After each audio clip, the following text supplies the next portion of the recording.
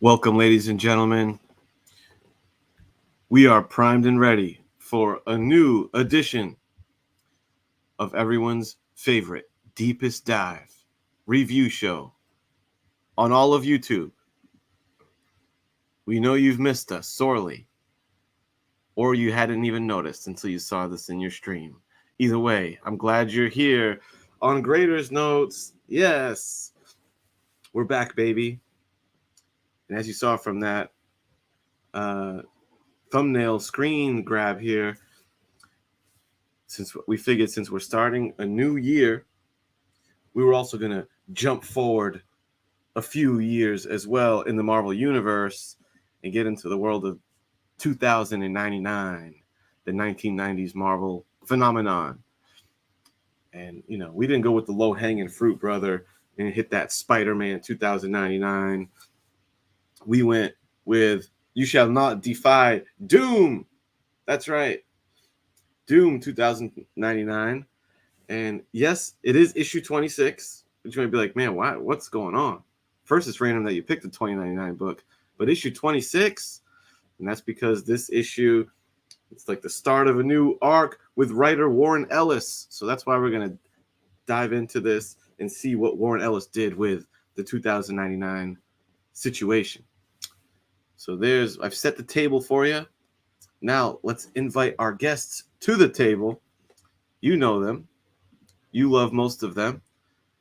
First off is my main man. He has the perfect backgrounds behind him. It's Mr. Gino. Greetings, Kenneth. Greetings, all viewing audience. Great to be back in the saddle again. It's been a little while since the last Grader'S Notes, but we were just marshaling our energy for this triumphant return. It's a worthy of Doom going to be showed tonight. I guarantee. That's true. Did you plan a blue hoodie because Doom wears a blue hoodie? Well, he does now. He certainly does, isn't it? It's all about preparation in videos, Gino is 10 steps ahead of us all. Pretty cool. Let's go up to the north, the sunny, warm climate of our friend Mr. Miracle. Hello. Yeah, sunny and warm. I hope that happens. I know you're being facetious, but anyways, yeah, man, a little bit of a prolonged hiatus here from Grader'S Notes. So really excited to be back. Really excited to dive into this issue and hang out with everybody in the chat who are super awesome people, obviously. And yeah, really great to be back here with you guys. I agree, man. Yeah, I don't care what book we're doing. I'm just happy to get together with the boys and convene over comics. And when I mentioned, and sorry, when I got confused, I said warm and sunny. I was thinking of not only the personality and disposition of the next man, but also his climate as well, because he's downtown, down south in Florida. Roger, my friend. Hey, Kenny, Gino, Miracle. I'm so excited, man. I've been having Grader'S Notes withdrawal like you wouldn't believe. Okay? I mean, I've been going around the house and my wife is like, what do you mean art 4.5? What does that mean? So thanks. My wife thanks you. Man, it's been like a couple months. I think I missed the last one. Miracle was holding it down there. So I am stoked. You're right. I don't care even if this was a human fly issue, I'd be in. Just because I missed you guys so much. That says a lot. It's definitely good to have you. Why don't we pop in and just say hello to the people who are starting off the show with us this evening. The White Tiger in the house. Good to see you, brother. Cool, calm, and collected. I like that. Double entendre on collected. Good to see you, Tiger. My fellow rap battler, White Tiger. Oh, yeah. Genome, I know you still got it. There it is. Big geek, big geek, big geek. Good to see you, Biggie Shag. Stalwart of Grader'S Notes, Joey 4777. Good to see you, man. Welcome. The best pinch hitter in the game, the unruly Simeon. Wayne, sir. He'll be holding down the chat with us. Fantastic. Speaking of pillars of a Grader's Notes chat, it's not a Grader's Notes chat until the Jackson Roykirk shows up. Good to see you, my friend. The Graders are back. Doom approves. Yeah, you're probably not alone of only reading the #1 issues, probably of all these 2099. I don't know how many people really dug into that. As soon as the foil stopped, I think people stopped collecting them. So yeah, but we'll see how this one goes. I thought that the start of a pretty renowned writer was interesting. Wasn't the low hanging choice like we said for this series. So we're gonna see what Mr. Ellis did with this. And Big Benny Compton, straight out of Compton. What's up, man? Good to see you. Okay. Yeah, everyone here knows the drill, I'm pretty sure. But yeah, we're going to break down the categories of cover, story, interior art, the concept, and slap an overall grade on this thing on a scale of 1 through 5. And that's how we roll. Make sure you stick around for the halftime portion of the show, because that's when you're going to be posed with a decision to make, chat. Which book will get graded next? The fate is in your hands. It's Rogers at bat, and he's got 2, smoking hams for you. Does that make sense? Just run with it, man. Just run with it. I just rolled out of my tongue, So, yeah, man. The cover is usually a good place to start, and I was thinking the best place to start with the cover is the one guy on panel who has a tangible cover to show us. I think would be a suitable starting point, because we all went digitized, and that's Doom does not approve. Yeah. What's up, DJ Links? Good to see you, brother. So we're gonna have Gino break down the cover of this issue and slap his grade on it. What say you on this? How'd you feel about the cover, man? Well, first of all, the only thing floppy about Doom is his collection, right? So keep that in mind. But yeah, we have probably the most famous cover in the run, and one of the more, what's the word I'm looking for? Majestic ones in the entire 29 lexicon out there, the whole series of all of them. This is just, other than maybe the color of the cape, this cover is straight fire, and it's more simplistic than it actually looks. But man, there's a lot going on here to like. Let me get like the negative out of the way first. Is I've never cared for the trade dress for Doom. I know what they're trying to do with it, but I don't like the eyes like squinting in like that. It looks very cartoonish, and that's not how you treat Doom, right? He's a very serious character, so don't like the trade dress for that. But basically, I like everything else. I like the nice stark background, the perfect ruler rain, or maybe it's acid rain back in the 90s. It's cool, man. It's got Victor's new look on there, and he just looks regal at the same time as menacing with his smoking eyes. I really love what they did with taking the brackets away up there, so he's just kind of standing in space, and I like that look much better than the red cape. He probably just did that for visibility or whatever. I can't remember him actually wearing a red one inside, but so I love that. I love the free floating Doom up there below Marvel. The signature is a little bit big. I don't know if you need to like put a background on the signature, but whatever, Pat. It's just awesome. It's just an awesome, cool pick. It doesn't really do anything, but it is definitely a Doom-like pose. Like that's how he stands around, like Mao on his day off, right? But I don't know, just lots of little details if you get down there, splashy things, but it doesn't tell you anything that's going on. And this is not really a scene. This is really a rug pull right here. You expect something epic's happening inside, and it's not really with Doom. But more on that later. Just a cool cover, man. I love stuff like this. In a pose that's more fitting. Like a lot of artists probably just put his hands down in his sides, or they have it with his hands sticking out, like menacing looking. That's not Doom, right? He's cool, calm, and collected. He moves when he has to, but he's mostly a stoic character. So I think the pose fits him pretty well. I don't know. It's not a whole lot more to say about this. It's pretty simple, but I dig it. I gave it a 4 just because it's so epic compared to a lot of the other covers in the 29 run. And yeah, it's a great one. I just don't know why it's not a blue cape. I would definitely have preferred the blue cape look in there than this red thing, but I think he just did it for maybe it's just too dark a cover or something. I don't know. Also looks like a reverse negative with the face there. It's kind of interesting. But yeah, don't like the trade dress, but I like just about everything else about this other than the red cape. So I gave it a 4. It's pretty awesome. And yeah, that's it. Well said, Gino. Well said. Very nice.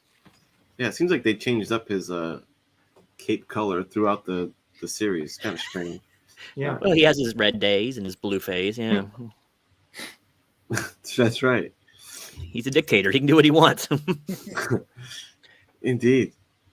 Mr. Miracle, sir. I was thinking of stopping in at your neck of the woods next. Your mic is muted, just so you know. And since I know we're digital, would you like me to throw on a screen assist for you? Yes, or... please. Okay. Yes, please. So let's serve that up for you. How did I not have it already on deck? Here we go. Okay. I can center this a little better.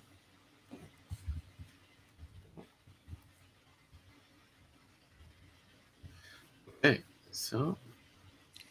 All right. So yeah, this cover is pretty epic. I mean, it's just Doom standing in the rain, but just the way, I don't know, the way he worked it looks really good sort of pose. Like Dave was saying, Doom is very stoic. He's very narcissistic, right? He's very into himself. And just like, standing there, weather doesn't bother me, wind, rain, whatever, right? I'm Doom. I'm not going to worry about the weather. Yeah, the color of the cape, glad you guys mentioned that, because like you can even see him up in the little corner trade dress. He's in the blue cape, right? And then they got him down a little bit lower. He's in the red cape. And if you flip to the first page, he's in a purple cape. It's like, okay, well, is he like, he's got like a rainbow of capes in his closet and he's just picking out one every other day, right? It's kind of fading into purple. Anyway, that's minor, right?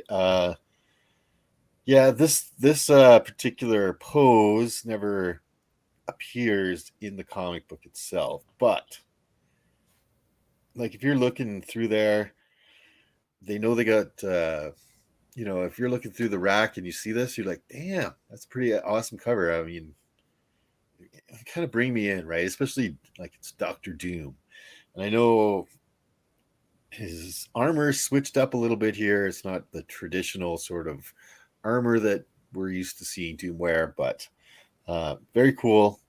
Like the pose, like the whole sentiment of him being in the rain and stuff. The color changing thing, it's minor, I suppose. Just depends what ink was on sale that month, I guess. So they must have got a good deal on some red ink and went with the red. Anyway, yeah, I gave it a 4 as well.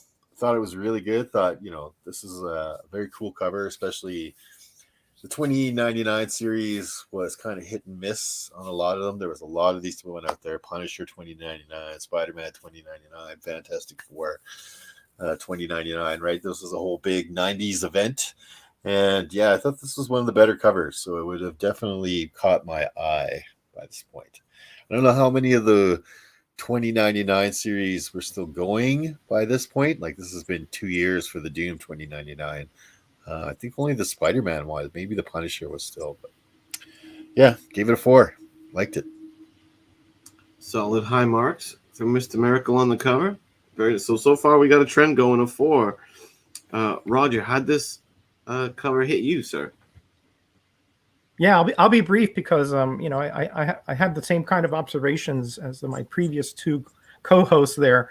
I will add a few things that this, although it's not indicative of anything that happens inside, the attitude is there inside as well. But I sort of imagining him, on top of the castle, right behind the parapet, and a gleaming spotlight there, and he is like, he is statuesque. He's an overlord, and he maybe, I don't know if that those trails coming out of his eyes, maybe his night vision, or maybe he cooked somebody down there, previously, and this is the after effect of that. But Genome hit it right. It's very majestic, very regal. Obviously, like Mr. Miracle said, very prideful, very controlling, beautiful rendition of Doom. Now, this is Victor Von Doom, but transported into the future.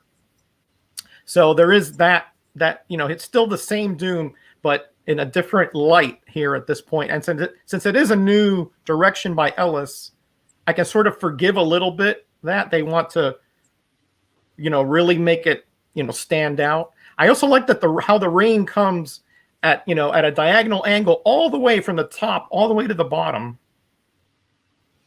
And in the Doom trade dress, you see the two little slits, like his eye slits. I thought that was a little clever little addition there. So I went just with my other two co-hosts. I thought it was a 4.5, but I didn't like the fact that they could have done a little something more to tie it into the story. So I landed on a 4 as well. But if I saw this, this would be one I'm picking up. And I'm not a cover by guy, but this really hit me like a great. There's something great happening inside. Yeah, very well said. And I feel the same for the most part. As my colleagues here, I also am not like crazy about the trade dress. It's suitable. I also would have preferred to see the blue.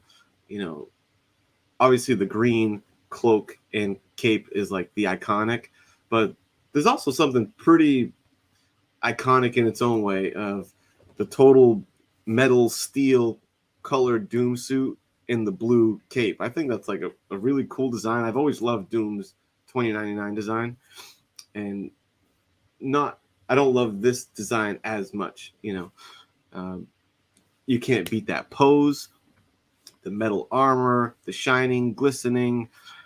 I get the sense of like, I can, just from like the way the rain's coming down, the fact that it's raining at night, I just feel like it's cold where he is right now. And like, I know the I-beams are coming off maybe because of energy, but it almost made me feel like when something is really hot in a cold environment, it kind of smokes and sizzles, from the temperature difference. I feel like his eyes are almost smoking like that because it's so cold out. It's like I just get a nice vibe off of that. Top notches, man. It's pretty simplistic. Yes, it doesn't really have much to do with what's going on inside, but this is right out of a 2022 playbook, brother, of let's just put a cool cover that has nothing to do modern variants. The character on the cover doesn't even have to be in the book at all. So, they just went with the cool cover to maybe coax people to, hey, pull out all the stops basically on the cover to try to get people pulled in to a new starting point, which is Ellis's. Because I did read the issue before just to kind of get a little familiarized, and there's a clear. They button up a storyline basically with 25. So yeah, I think it was it's pretty cool. It makes sense why they did it, even though it's not much to do with the story. Badass. I dig it. I gave it a 4 too. I gave it a 4 as well. Pretty sweet cover. Someone give us a Ric Flair woo there. We just put together the 4 horsemen, and that was great. Man, first time back. We're all in sync. Yeah. Woo! And I'll leave it up there for another minute to let the chat get a last look before you, chat, the fifth grader, weigh in and let us know what you think on a scale of 1 to 5 of this Doom 2099 cover. Majestic. I didn't even mention it too, but it's like this is almost like a negative cover too, because he didn't really have to draw his face. He outlined pieces of his face and where his belt is and all that. So it's kind of an interesting little nod to what happens later on, which is super popular nowadays, right? So, right. Yeah. Shout outs to Comic Mag Musings, Bill himself. So now the dynamic duo is here, Bill and Jackson, and Nice. Jackson with some good info mm-hmm. on how long these made it. There you go.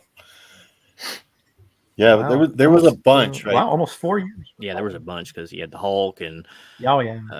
just a lot of people had them. Ravage. Yeah. Yeah, I forgot Ravage. 2099, you had X-Men. You even had Fantastic Four 2099, Hulk not 2099.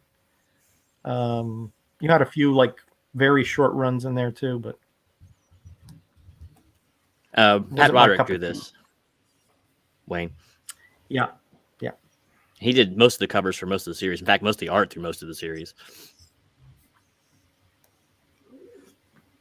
Yeah, the X-Men one was terrible. I remember really being disappointed with the X-Men one. It didn't even really feel like X-Men. It was kind of a bummer. Yeah, poor writing. I never read that one. I never did read that one either. Yeah, don't worry about it. I read Sentinels should have number taken one. over. That's all I needed. That was All right. I read a bunch of the Punisher ones. I remember reading a bunch of the Spider-Man ones. But yeah, the Doom one, I knew about it, but I didn't really read much of it. So this was the first time I read this issue. Yeah, let me prompt the chat in text here. yeah. Maybe they didn't get the hint. Give us your grades. Grade this cover, y'all. Let me bring it back up. I keep on Xing it out instead of minimizing it because I'm going to keep on needing to pull this up. Doom does not approve. Rusty. You risked Victor's wrath here. Yeah, don't mess with Doom. Smash grab. So I'm You cosplaying. can see here, what Bill says about you, Gino. Yes. Yeah. Go in there and freaking steal $300 and a couple 40s, and I'm set. Oh man. Well, so far Set 90s. the chat's not as impressed as we were, guys. No. Underwhelmed. Don't they realize the majesty of Doom? All right.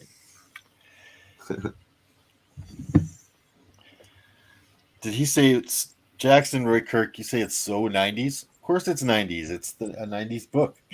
It was a 2000s. It is a 90s book. It would look What, weird. what do you want it to be? 2099s? Yeah. Oh yeah.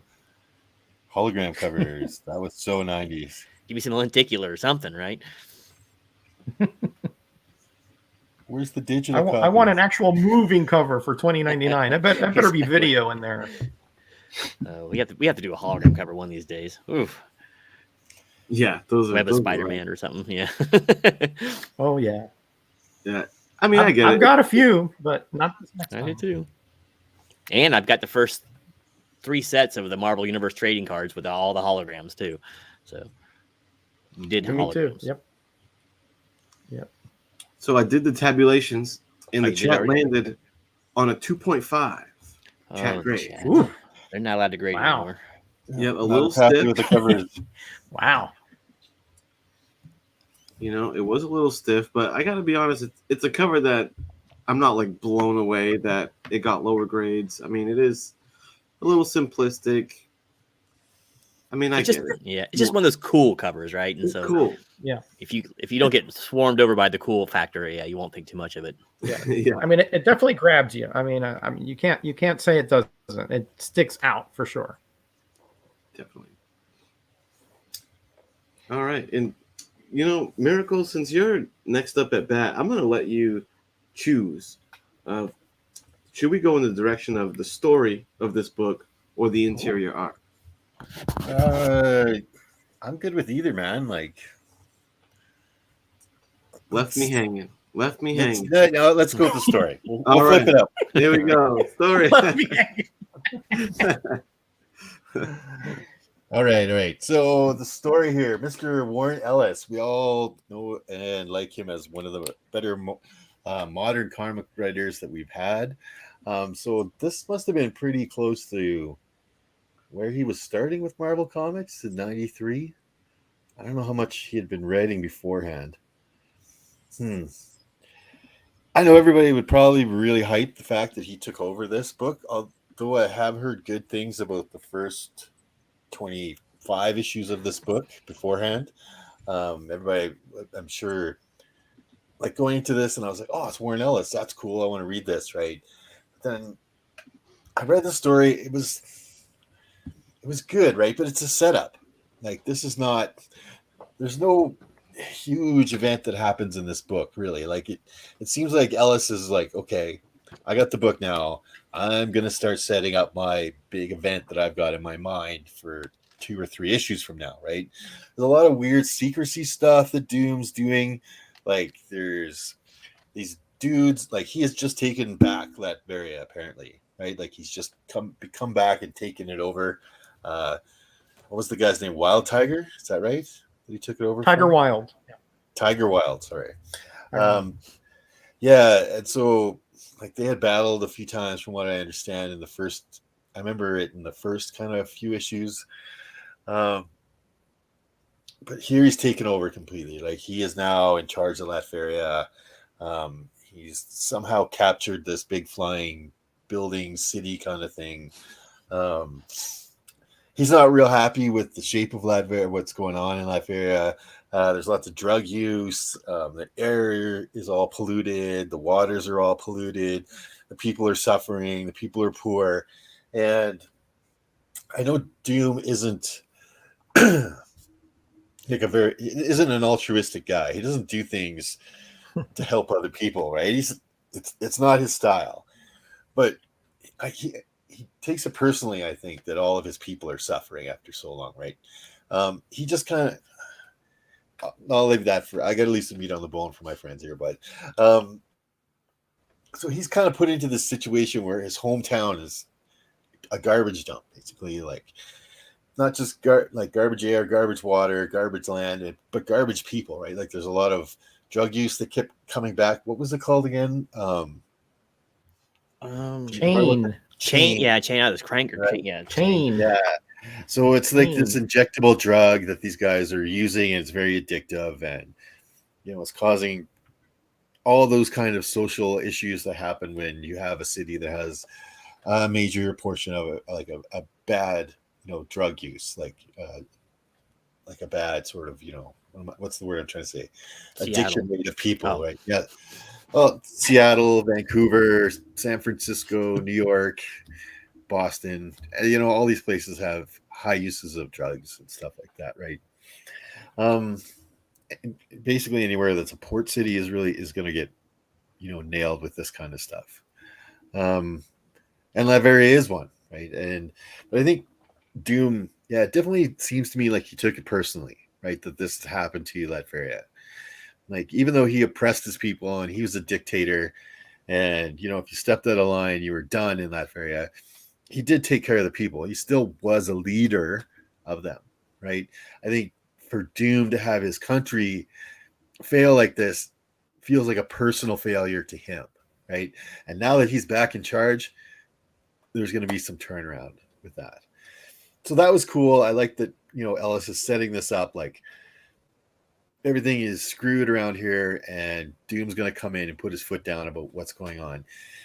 They kind of are introducing some of these characters. Like, it's not introducing, kind of expanding characters like Fortune, this girl who's kind of seems like one of his, right-hand lackeys kind of deal. There's a few other people that get involved with him. A lot of this issue doesn't have to do with Doom at all, right? It kind of what his lackeys are doing and kind of showing you all of these kind of stupid things that are going on in Latveria. So Doom, of course, is,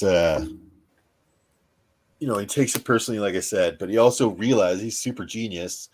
Well, we've got technology 90 years in the future from where I, last remember. So if you think of what technology was like 90 years ago, right, in 1930s, they were still people driving horse and carts, buggies down the street in 1930. Well, maybe not that late, but it wouldn't be so out of place to see somebody riding a horse. Yeah, right. And them old cars with the big fenders and the big block lights that were outside. Like, that was the kind of level of technology. Home appliances were just becoming a thing. Right now, our lives are inundated with everything to do everything for us. So you can imagine 90 years from now, and we'll all have to imagine, because none of us are going to make it to 2099, that there's going to be quite a bit of things that we can't even conceive of. So Doom's going to take this technology and be like, why are your leaders squandering all this resources and this resource of all this technology I'm Doom. I figured it out. I'm going to come in and do this. So, like I said, there was no super big event. There was lots of hints about what's going to come up. There's lots of setup about what's coming up, right? There was a few little things that started to happen. There's some mysterious stuff going on with these guys showing up at the airport that Doom's giving credentials to and tells his police force basically, don't touch these guys. Just send them up to my castle, So kind of curious about what's going on there. Like, what's he doing with all these guys? And, it's a setup. It really is a setup for what's coming. And that's, good story writing. You don't want to just drop your reader into a huge situation that they have absolutely no understanding how this happened or got here. Right. So that's good on Ellis. Nothing, like I said, nothing super big, nothing super shocking moments in there really that was like, there's some gunfights and whatnot like that. But I thought it was good. I thought it was a good setup. The dialogue was well written, right? The dialogue seemed to flow along quite well. Dialogue seemed to fit Doom very well. Wasn't very like wooden or having characters say weird stuff like just out of the blue and whatnot.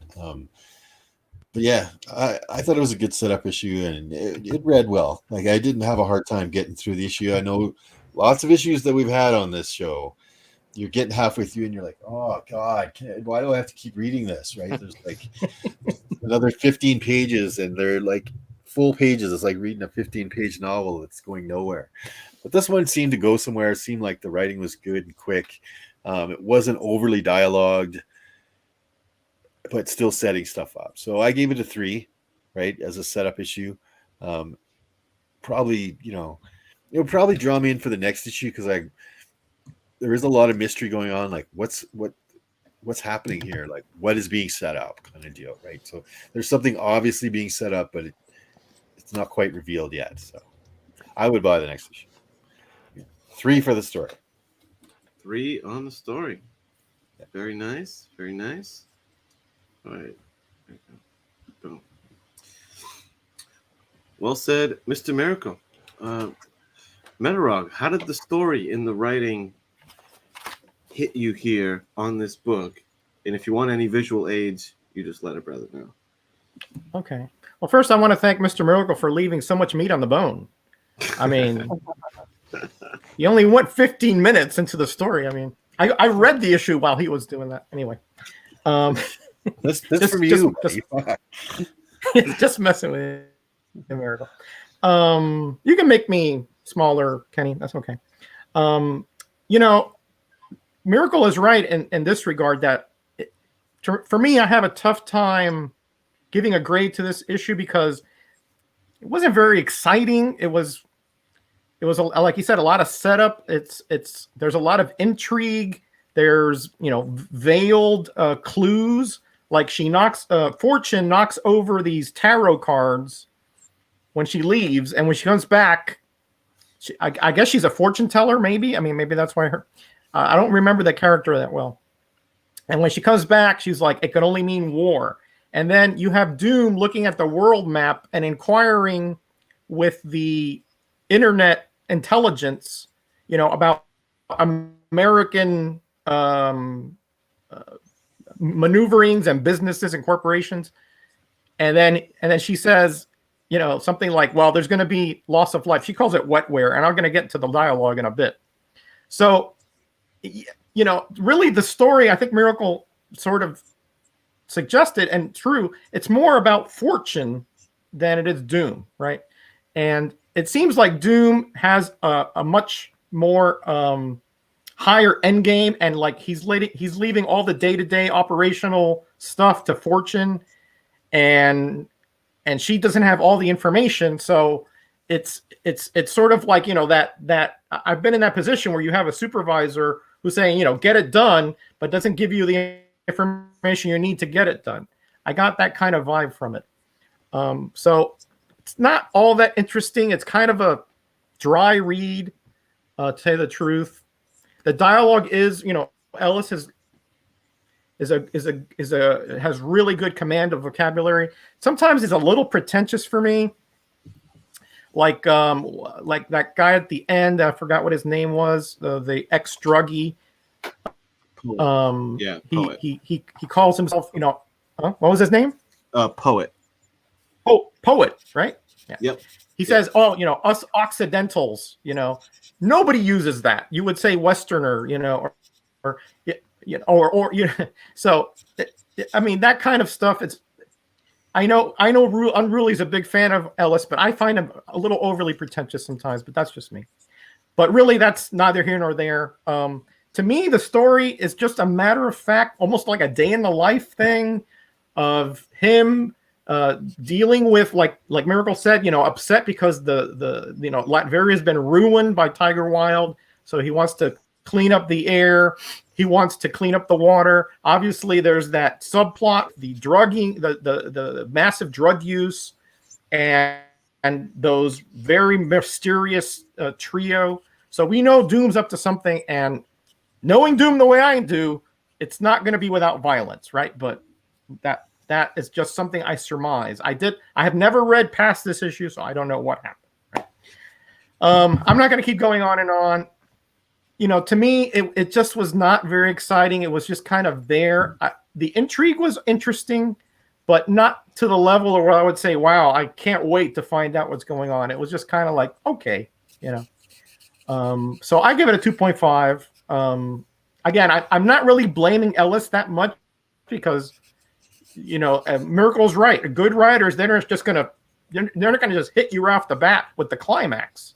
But it was a little drier than it should have been, I thought. But, that's just my opinion. 2.5. Not terrible, but nothing really to prick up your fingers or prick up your ears at. All right. 2.5, you said? Yes. Got it.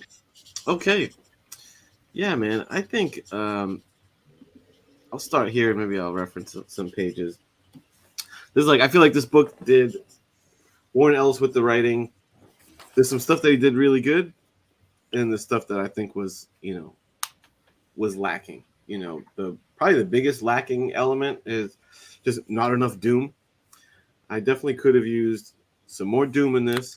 Follow him around. I can watch Doom do most things, if he's written well, because he's just an interesting guy, So, there was that part that was kind of, we were following around his lackeys quite a bit. I didn't find the Fortune character, which is probably like the most prominent character in the book, is that female Fortune.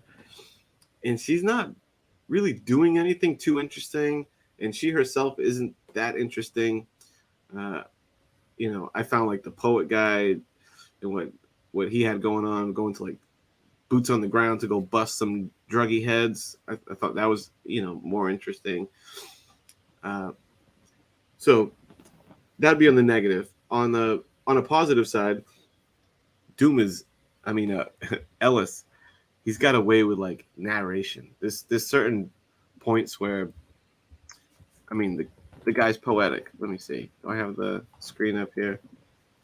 The opening bars, dude, torn from history, fired into the frosted electric air of the 21st century's end, forced to reclaim his country from American hands, just as when a 1900s gypsy Klansman, he freed it from dead-eyed aristocrats. Dead-eyed aristocrats is a badass term. Technologist, executioner, revolutionary, Doom. What a great introduction to like set the stage for the character. I think Doom is a character that plays well as a villain with his own title, where you kind of position them as like the anti-hero. Not that Doom is like a particularly good guy or anything, but he's one of those that finds his cause to be noble, and he's not as twisted as like, I want to destroy the world or anything. Like, he wants Latveria to thrive. It's just one of those things of like, to save the world, I must conquer it. One of those kind of guys. So I think he plays well as like a main protagonist in a story. And he's the kind of villain that if you set up a bigger bad for him to deal with, it makes sense, and it doesn't seem out of place him being like, you know, heroic. Sometimes I see villains where they just want to like give him some shine and make him the hero, and it doesn't quite jive well. It feels out of character for them. But Doom, I think you can play with that. So I think Ellis did a lot of pretty good world building, what's going on, and like laid the foundation. But it is a lot of world building, and it's a lot of, you know, detail of what's going on. He's building some intrigue. I think Miracle said that he was interested to find out what was up with those 3 people that he had flown in with Doom credentials to come to the castle from America, I think. And I was wondering the same thing too. I'm like, ooh, I wonder what Doom has up his sleeve, you know? So that part is interesting. I would like for this story to be more geared into watching Doom brainstorm a plan, leaving some mystery as he puts the pieces together, and kind of follow along as his master plan unravels. Like, if it was more of that, this would be a lot more gripping. But you are following the lackeys around more than I think was really needed. Sometimes it feels a little cluttered because of that. But, you know, it is a layered story. This isn't some half-cocked, you know, half-cocked 90s image book, you know, where it's like from the 90s where it's all flash. It's just setting you up for battle scenes. This is not like a thinly veiled kind of gimmick book. You can tell that Warren Ellis has a plan in mind. He has a destination in mind, and he's putting the pieces together, albeit a little slow for my tastes on this issue. But overall, yeah, it wasn't a slog of a read, that's for sure. I moved along just fine. I wasn't bored with it, but I was left because it's written by, you know, a high level writer. So he isn't boring. It was just I wanted a little more Doom, baby. So with that being said, I agreed with Roger. I called this one down the middle. I think 2.5 reflects my thoughts on this book quite well. Which leaves us with the blue hooded bad boy, Gino. Yes, indeed. So, Doom. You know what this book reminds me of is when we used to have the Doc Samson issues of Hulk, and no one liked those issues. I mean, you didn't buy that book for Doc Samson; you bought it for the Hulk, and this reminds me so much of that. Doom is such a afterthought in this book. Now I understand what they're setting up here, and there is, I wonder if there's a subtle dig at some of the editors in this book. You know, the ones that are more controlling and micromanaging here, because this is really how Doom is. But this is how real leadership works, right? You have the guy on top, or whoever is on top, making the big decisions, and a lot of the even next level people don't know his total strategy, right? And especially with Doom, he plays things close to the chest, right? And he doesn't explain himself to anybody. You follow him and do your duty, or I'm going to incinerate you, you know? But man, you don't make Doom as afterthought, especially after a cover like that in a series called Doom. You just don't do it. I think it's a huge mistake. And yeah, Doom, I don't think he's even here for a whole page. If you count all the panels as like small panels, right? It's no, I don't like that idea. It's cool they're doing some world building here, and it's interesting to see, you know, how's Doom going to revamp it, the country that's fallen disrepair. Though it is kind of funny. It seems like now, and no one else really mentioned this, that the vacuum of the change of leadership here is what allowed this drug war to start, right? Because there's another panel in there from an ex-guard or an ex-policeman, right, for Tiger Wild, saying, you know, everyone had a home or they were dead, so there was no homelessness, right?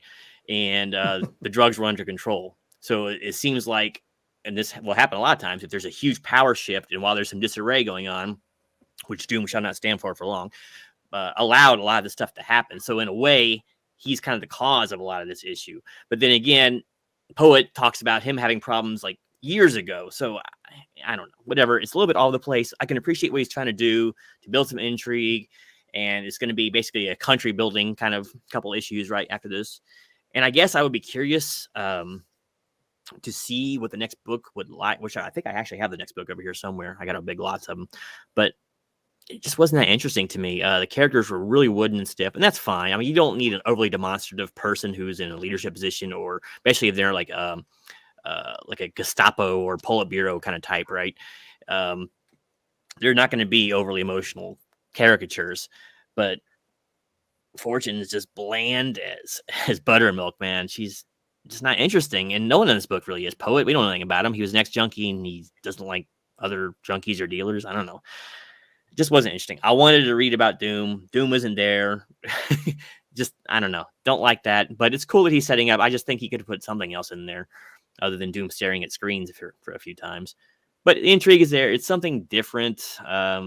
It's not bad. Dialogue isn't bad or anything. It's just not that interesting. I don't know. I gave it a 2.5. I was going to give it a 2, but I do appreciate that he did do all this setup for something that could be interesting in the future. And it is. This is not something you normally read in a comic book, like the takeover of another regime over an entire country, the inner machinations and the workings and intrigue. This isn't just evil dictator trying to take a world. This is an evil dictator taking back his country and trying to revitalize it, right? Clean the air. He's got this whole pollution bent and going. They're still talking about the ozone back then. This shows you, this dates it if nothing else does, right? They start trotting out global warming here. I can't remember if they mentioned that or not, but all the buzzwords at the time. So that part's kind of interesting. So I gave it some more thought on that. It's like, yeah, I can forgive it a little more than that. But what isn't forgivable is not having Doom in his own book, in his own series, especially right now at this really important time when he's just taking over. This is when I want to see more of Doom, and I want to see his machinations. But I think Ellis was kind of just leaving up some of this for the imagination to deal with and make you want to read more. So it's not bad. It's just not what I was looking for in the Doom book. I gave it 2.5 as well. I mean, it's well written. It didn't really, I wouldn't want to really read this one again, I don't think. And I sure wouldn't start a person in the series with this. So yeah, just 2.5, right down the middle. Serviceable. There you have it. Genome said it sucks. Agreed. No. Yeah. One that I forgot to mention is, what this book really lacks too is there's no like real main antagonist character. It's just like not even a head drug lord or anything. Just yeah, like well, there was two guys that were kind of shady, right? They had the one guy and his bodyguard that showed up at the docks and killed like one person. But yeah. But that Doom could knock those guys out with like a flick. Yeah, and we don't know anything about them other than they were drug dealers. That was it. Yeah, so they could have at least built up a villain, Doom needs super like villains to fight against. He doesn't need like Punisher level street thugs, right? Yeah. He's like, I guess it's going to be a legislative battle. He's just fighting bad policy. Yeah. I was thinking that why don't we skip chat grade for writing and story? Because it's probably safe to assume that nobody's read it. Hasn't read it, so I think we'll cruise through chat grade on story. We'll kick back to them on the interior art as we give them a closer look at some of the panels and what he did. And let's just jump into this halftime show, huh? All right. Me. Oh, exciting stuff now. Oh, yeah. What kind of obscure gems is Roger going to trot out this time? Hey, J Hood. Yeah, all right. I'm sure most people didn't. So we didn't even prep them to know what book it was going to be. So yeah. Right. No. Well, we didn't prep them. This is totally a surprise. I didn't. Jackson was going to give it a 5. Sure you were. Well, Unruly probably would because he's a big Ellis fan. So I've been trying to broaden the horizons of my co-hosts here because we've been doing a lot of Marvel and DC and a few independents here and there. I think Kenny did. Raver, that one that Miracle did. Oh, yeah. A few, but I've expunged that from my memory. You try to take that out. But I'm old school, right? Older than these guys, and there's one particular publisher I've been dying to do on Grader'S notes. So every time I put one out with another one, the other one's picked. So this time I'm giving you no choice. This is just like volunteer, Genome, like they volunteer in the army. You're volunteering, they're not giving you a choice, right? So here we go. We got Space 1999, numero uno, with a Joe Staton cover, but the interiors are by John Byrne. Okay, Hey, this is a show. I was wondering if you're going to do one a of my Charlton book with favorite Byrne in shows it. when I was Yeah. a kid. Yeah, one of my just really original and very creative type of sci-fi show this was. And then we have another Byrne, coincidentally, but this time it's Doomsday Plus One. Now they're both futuristic, not really Doomsday Plus One, although it has some maybe slightly in the future, but not really. Kind of harkens back to Commandy to me, but very different than that. So I'm not going to give it away, but this is about a disaster that occurs on Earth while astronauts are up in space. When they come down, everything is just gone. It's just terrible. You wouldn't believe. And this one is, a moon base that there was an explosion and it went out of orbit and it's careening through the solar system and they're meeting all kinds of different troubles that way. So you pick, chat, Doomsday Plus One, numero uno, or Space 1999, number one. Okay. Here, hold on. Here, let me give you a good look at that one. And then let me give you a good look at that one. By the way, if I don't think either of these are very expensive. I didn't really look them up, but I don't think either of these are very expensive. And Doomsday Plus One, if you can't get a number one, get a number 6. It's the exact same cover and exact same story. All right, Really? just a different color palette. But other than that, it's the exact same thing. So there you go. Notice I didn't put E-Man on here yet. That's coming, though. E-Man number 1, we will be doing at some point. I guarantee you. I actually have that book, so yes. Me too. I actually have a hard copy too. Someone sent it to me. I can't remember who it was. All right. Well, we'll be doing Some that at some good-looking point guy, this sure. year. So Miracle, start hunting. All right. Thank you. That Thank you, that Jim. Doomsday. It wasn't too long after that Doomsday when DC scooped up Byrne, was it? I think he went to Legion pretty quick Right. after that, didn't he? Right. He went to Byrne did Charlton for a few years, and then he did went to Marvel during the Bronze Age, and then they got him for Man of Steel and Superman up there. So what do we got here? Ooh, we got quite a few votes. We got 1 Doomsday, 2 Doomsday, a space, 3 Doomsday, another space. No, oh, now Space is taking the lead, it looks like. Now space taking the lead. Ooh. Yeah. What's up, Peace. Chop and Drop? Welcome. Another Oh, space. that's not Byrne there? Okay, maybe he's right. Maybe this is Staten. Hold on. That changes Maybe everything. you're right. Yep. Let's revote. Hold on. No. Yep, he's right. It's Staten. Yep. Byrne Staten's started a right. little later. I misspoke there. I know there was one that Staten did the cover and Byrne did the interiors, but so that is Staten. But you know what? Staten is a pretty good artist in his own right. So I love that moon in the background taking up so much of the cover. It's so cool. thank you very much, Jay Hood. I sometimes get like confused with when series change artists so quickly. I always think, oh, Byrne, you know. Doomsday is dreadful. Okay, so it looks like Space 1999 won the day. So here you go, guys. All right, so Space 1999. Ooh, who'd have thunk that miraculous year? So let's see. Yes, that's the year my That's daughter where was Prince born. stole his song from, huh? Very important to me. Space 2099. Okay. Let me So double that's check where your here. daughter was born? Oh yeah. 1, 2. I don't remember That what I was was doing. in the 1999. the book I was rooting for. So cool. Okay. Yeah, I was kind of interested in that All one right. too. Yeah, Jay Hood came at the end there, but I think it was already over by that point. So it's not that expensive, is it? I hope. No. Okay. When I typed into eBay just All to right. see, I put space 2099.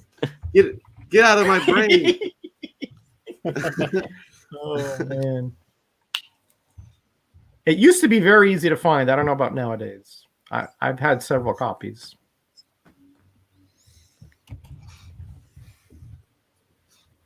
All right. Yeah, I guess we'll go back 100 years. That's right. Yeah, that's right. Well- Isn't that interesting? Can you imagine that was written in the early 70s, and they thought that we'd have a moon base by 1999? So. Yeah. Well, I mean, Seemed like a one natural thing- trajectory. one thing I wanted to mention Yeah. about the writing, I was kind of leaving it there, was all the references to the internet. Yeah. And how much he referenced how the internet was going to take over, Yep. and how the internet was going to help all these companies take over and all this stuff. And this book was written in 1993. The internet was hardly a thing then. Yep. Like it was just like you had to go on. Remember web crawler? No, I guess you guys are probably Prodigy, and we had Prodigy and AOL. It wasn't really like no, way before that even. Way before AOL came out in like 97 or some stupid shit. Like 95, I think. AOL, but the thing is that you're right. You didn't have the internet like we had. Like it was a lot of text sites. You know, Mhm. like Yeah, when the I was internet at, when was I, never- in, Oh, go ahead, Raj. yeah, in 92, I had a Commodore with a 1500 baud modem, which took forever, and all it would load were message boards. You couldn't get graphics because it would take literally a day to download a graphic. Yeah, on your Yeah, 286 and- processor. Yeah, in 1993, it was definitely layer 1 web. Yeah. Right. Like what we use now is Web 2.0. But yeah, I remember like it was really hard to navigate unless you were good with computers. It was like most people were like, what's going on? I think like some people had a good clue about it. I remember this one guy buying all those domain names before all his big companies did. I've talked about this with the wife a couple times. Brilliant. Yeah, Bought brilliant. Walmart.com before Walmart knew about the internet. Yeah, Sold it for millions later. Yeah, Coca-Cola and FedEx and all these big companies, he bought up all their domain names. I mean, now because of that guy, they made a law where they could come in and just take it from you now. But back then he was like, well, either you have no website for the next 3 years while you try and sue me or get the law changed, or you pay me the $1 million I want, right? Like, so brilliant. The Wild West of the internet. Mm-hmm. I tell you, those were the days. I miss getting my internet and my CD in the mail. Yep. I mean, it was not like we have now. You couldn't stream stuff. You couldn't. Oh gosh, Like, no way. Like if you wanted to get on there, it was that squee-doo-dee or woo through your phone. It would make the phone busy. Yeah, It my was mother all used to hate dial that. up, man. Yep. Yeah, and if Modern anybody modem picked up the handshake. other line, you would friggin' disconnect. You'd be like, no, don't pick up the other phone. Welcome to Aggressively Relaxing, who is mastering Police Quest in Super Nice. Russ 9000. Russell. All right. Well, let's get back to our regularly scheduled program. And, the next category on the docket is the interior artwork. And for that category, we're starting with Mr. Roger himself. And Okay. I think this is probably a good category to bring up the art. Yeah. Yeah, you can bring it up. Yeah. The splash page is okay. I think the flames are a little overdone, the reflection there, and again, it doesn't really tell you anything. It doesn't really meld with story that well. This is more for effect, right? And like you said, for you to read the very poetic and dialogue there. You can go to the next page. I'm not going to take a whole lot of time on the art because I know you guys are going to go through it. Again, there's nice rendering here of the background of kind of a gloomy castle. It looks like to me like the same castle from 100 years before, maybe with a few changes. You still have the same towers and the same kind of European structures. Now that lady's face, Fortune's face, can you focus in on that one, Kenny? Yeah. Because that is a horrible rendition of a face. I mean, it looks like I think It he's looks like it using was Seabiscuit chiseled as out a of wood. reference model. Yeah. Looks Yeah, like Stonehenge. I mean, is it Stonehenge? What are those statue faces? right. I mean, and he has You trouble smiling, guys? with her face throughout this comic book. And it was somewhat distracting. But this one here, I was like, okay, she just woke up. Okay, but you just woke up. You don't, have a malleable face. You might have a wrinkle or something. But anyway, keep going.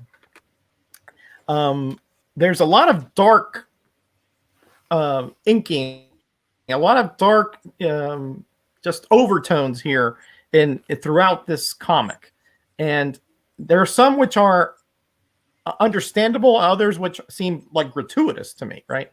Her walking through that door, kind of an isometric, kind of a weird view, but then he does put the 3 cards in a frame. That's what led me say, okay, this is something important here. So you got to give him a storytelling element art there. You can go to the next one. Here you get, again, he sort of angles it sideways, that first frame, that first, for whatever reason, sideways, yet the sled is going straight. And then here is that, what do they call it? Cielo, whatever it's called. Libre, no? Cielo libre. So clear sky, which is another kind of mysterious part of this. Why is he taking those guys up there? You know, is that like some kind of special place for, you know, the elites or something? I don't know. Keep going. That's okay. I like the dark clouds in the back, sort of tells you that there is pollution or some kind of particles in the air. That's a nice little touch. Again, very dark here. Why? I mean, I think I understand that maybe he wants to give the vibe here that there's, you know, something foreboding, but it's a little bit too much. The shadowing is just a little bit overdone. Okay, keep going up. I'm not going to get to a lot of details. I like this one here with the flowing robe and purple, which I think is representative of his royalty and his majesty. Kind of like that. The fact that he kind of, you know, dances around with that cape, you know, that's kind of cool, I guess. It's sort of in the character with Doom. Keep going down.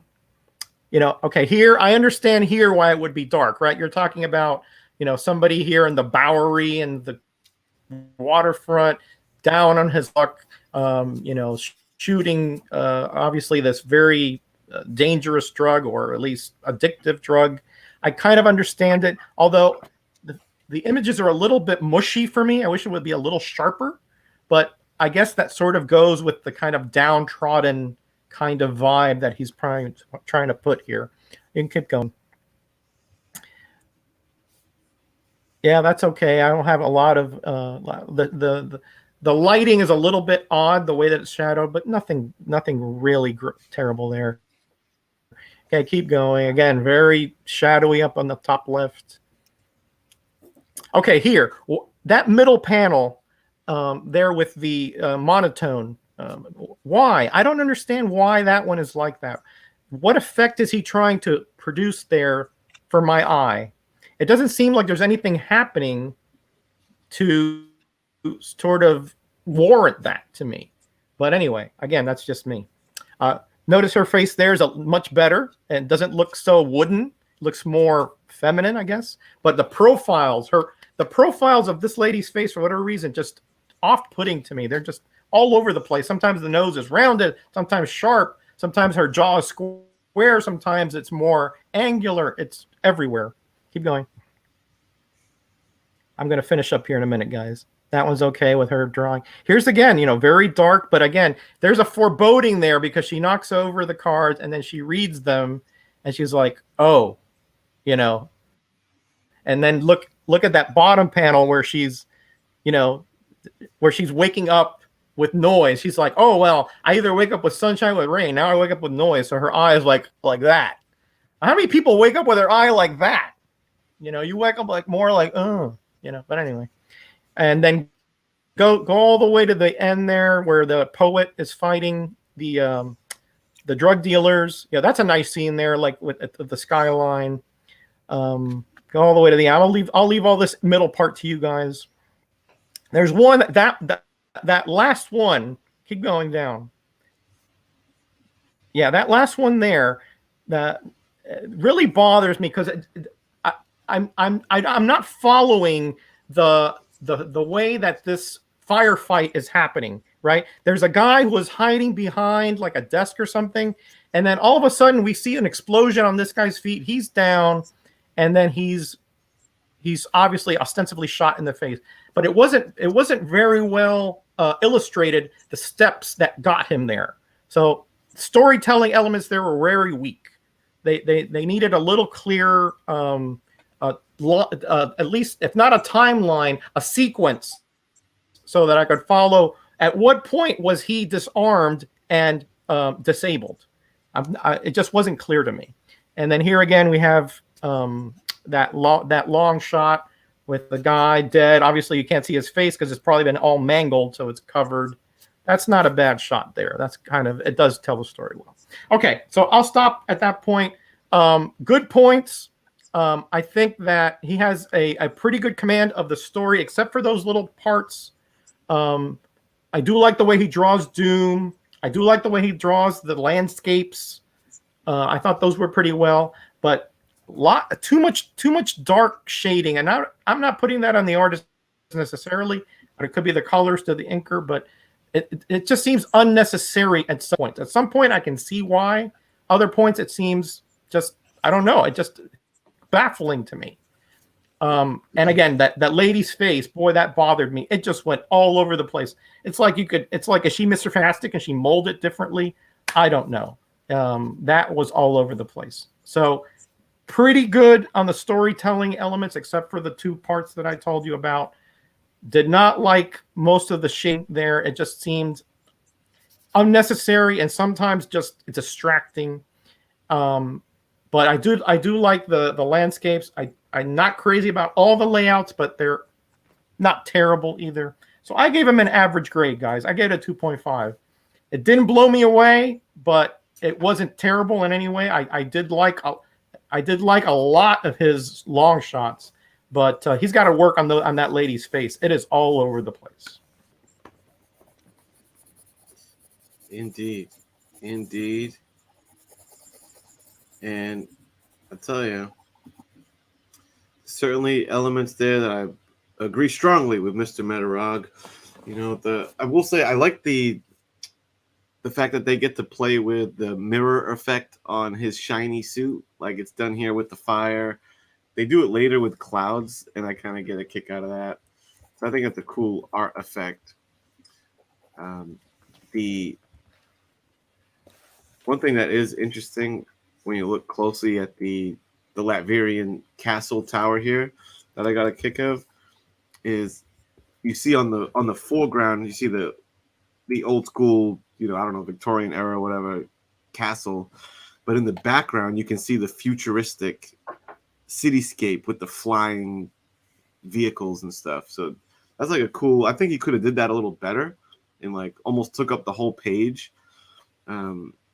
I almost would have took that instead of the fiery first splash page. If he could have narrated that whole same thing with just a really cool Latveria shot in the foreground and all the futuristic stuff in the background, because like that says so much of like the foreground is what Doom is trying to bring, it harkens back to Doomsday of Latveria and what he, thinks it stands for and everything. And then looming in the background would be this polluted, city, futuristic, cold, sharp, and like the warm Latveria in the front. Like wicked missed opportunity to do a great page like that. And this guy's pretty decent at landscaping. Well, not like as in mowing his lawn and trimming his bushes. I mean, drawing landscapes. That face is so terrible. Yes, if no one mentioned it, I was going to rant and rave about how bad that is. Roger covered that. It's amazing to think that woman with the wooden face and the pig hoof hand is also this lady right here. Like completely different profile.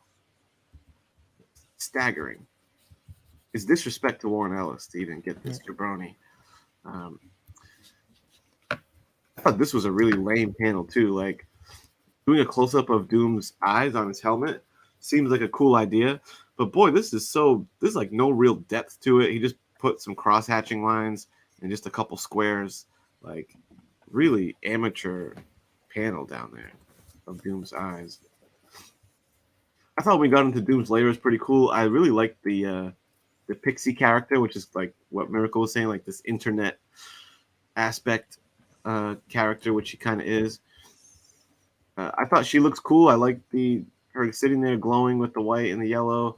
It is pretty dark. I don't know why he just lays such heavy blacks back there. But all the stuff of Doom in his lair looks cool. He looks cool even with the hood down. Looking at the map, I get like some Ozymandias vibes here. That was pretty cool.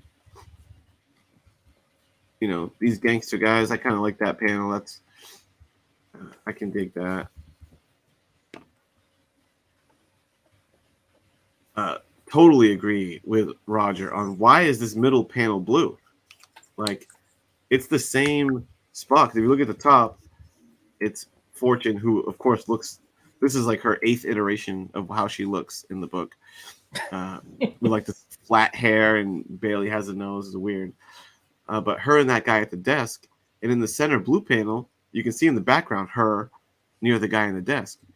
And I've been trained as a comic reader that whenever you see a monotone panel like that, it usually means it's a flashback. And there's no flashback happening. I'm like, did this happen? Are they referring to something that happened in the past? Why is it this blue color? And I'm like, no, it's the same stupid room. The girl sitting by the desk. Really weird choice. She's drawn crazy again. Yeah. Someone who's like practically the main character of the book. He drew her with such reckless abandon, dude. Oh, here's the cloud panel that I thought was clever. Doom chilling with the cloudy behind him, and you can see the clouds in the faceplate of his shiny mask. Cool. Be cool. You know, he drew her okay here. He drew like the backside. Agreeable with your boy. And yeah, man, I agree. A lot of pretty heavy shades. I like the design of this poet guy. I think he draws him pretty cool. And I'll end by 100% agreeing on the storytelling of these last panels in the firefight. Totally, it's tough to follow, man. It's pretty tough to follow. Especially here, like, man, why are you eating up half the center panel with just black? Like, and I don't even really get what happened, because he's falling, losing his balance on the top panel. It looks like he's falling on the ground. But then on this bottom right, it looks like he's like standing straight up. There's nothing to tell us that he's down. He's just perfect posture, standing upwards with a gun to his face. That's pretty bad. And then this last panel, I had to stare at this thing for like 5 minutes to see what this was. I'm like, where's his head? And I'm like, oh no, it's two guys it's a guy on top of him. It's a guy like straddling him, kind of. And I'm like, but where's his legs? Was so confused until I realized this guy was trying to draw the guy he put his coat over the guy's mangled head. But it looks like there's a body inside of the coat. Like, it does not look, it just looks like a dude's torso chilling on him. Shit. I just got that when you said it. I thought it was the guy straddling him. Right? It's a coat on his head. The first time I read this, I was all over that panel. Yeah, because here's our uncoated chief over here with no coat. It's right. So bad. Oh, man. So, this guy was really out of control on this book, guys. There were a couple cool panels that I pointed out that I appreciated. I was almost going to give it a 1.5. I was so disheartened by everything, but there were some cool panels that first cityscape part. I really, I thought that was cool, and this cool moment. So I rounded up to a 2, but I give this a dose. That's fair. Yeah, I think so. Mr. Gino. Well, you can bring up the visual aid too if you want. Be fine. Now, it does say John Nyberg was also on the arts, but I don't know if that was just the inker credit. But they just said Pat Broderick and John Nyberg artist. That's it. So I don't know if one took over and one didn't, whatever the case may be, most of this book is severely amateur hour. But let's go to something I like first. Let's go to page 6, if you would. Scroll down. It'll say 6 at the bottom of the actual page. Comic book page 6. I'll try to start with a positive. Okay. Yeah. Okay. Right there. Those 2 pages right there. That's a great asymmetrical cape. I love that cape look, and it looks, there's volume to that cape, right? The folds are just right. It's a great profile shot, even though it's rear. That's good. And then the page before that, where he's sitting down, there's a little bit of the cape hanging over the chair, or just thrown, I guess, for Doom, right? It looks really nice. And actually, the internet girl, whatever she is, the pre-cam girl, looks better than every other character in this book. But yeah, Cam girl. yeah. Now, the other thing I do like about this book is I think the cityscapes and the buildings look really good, surprisingly good when you see them. Most of the other backgrounds are pretty blah. Yeah, see, I think she looks good right there. No problems with that. And see, if you notice, his cape is just hanging over the side of his chair. It's a nice little touch. Didn't have to do it. That looks good. He's got his hands folded in the next panel out or whatever. That's a very Doom-esque pose, too. So I can dig on that despite the heavy inking. But really, man, everything else about this book blows. Go to page 2 if you could again. You actually mentioned it right there toward the end when talking about it. And zooming in on Wooden Girl. I'm not going to talk about her face. That hand. Who was editing? Let me see who's editing at this time. Bobby Chase. I have no idea who that is. But how did that get by? You know what Jim Shooter would have done to that if that had hit his desk? It's a damn pig hoof. It's crazy. Oh my gosh, not even a knuckle drawn. The face is bad enough, right? It's oh my gosh, it's like, yeah, you're right. I was thinking horse face, but then you said there's like the Moawi or whatever it is, statues of Stonehenge. That does look a lot like that throughout the book. Oh, he just can't get a grasp of her. Use a model if you have to, but amateur hour. Scroll down to page 16, please. And then I'll probably, because there's not much more to belabor here. And then she looks like Green Goblin in that other panel right there, too. Awful. Just awful. Her walking looks terrible. Ugh. Okay, one more page down. Yeah, I think I said 16, didn't I? Look at her. Does she have, like, if you scroll up to the top of that page right there, does she have some sort of, I'm not even trying to be mean here. It looks like she has Down syndrome or something. I do not understand this awfulness, man. Let your inker take over.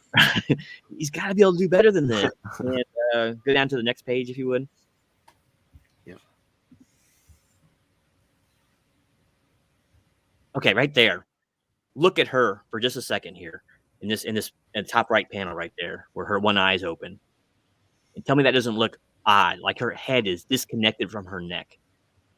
The more I see this one, the more it bothers me. Is she an android? Is she a Doombot as well? And they haven't attached her yet? Oh, wow. That inner ear. Action figure head. Oh. I mean, there's some competent stuff drawn here in the comic style, and I don't mind the style that much, you know. But my goodness, and that's some lazy background right there. Most of the backgrounds I like, but those rear buildings in the distance there look pretty bad. Oh man. The giving part of me wants to give this a 2. I don't know if I'm a 1.5 or 2, man. There's a few things I like, but I found a lot more things I don't like in this. Man, I'm really torn. I don't want to tear it apart too bad, but that the main character is just so unforgivable. And that very last panel, I'm giving it a 1.5. Just for that last panel, making me had to look at it. I don't know, because the first time I read it, that was the one that hit me the hardest. Like, what is going on there? I was trying to piece it together in my head. What action took place there? Then I noticed that he had a different coat on underneath. It was the same coat with the frills on the shoulder that Poet was wearing. That's the only way you could figure out who it was, you know. And the jacket looks like it still has a body in it. It's standing up so perfectly. Oh, crazy. See, when I first saw this panel, I thought that Poet had blown the guy's head off and he fell back on him as he died, as Poet died too or something. But yeah, where is the rest of whatever the case may be? The human centipede there did not appeal to me.